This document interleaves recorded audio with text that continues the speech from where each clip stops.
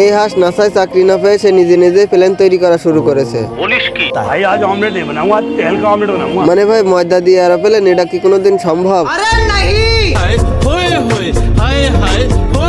ভাই রে ভাই, ময়দার পাসপাতি তাও ড্রাই করতে এনেছে।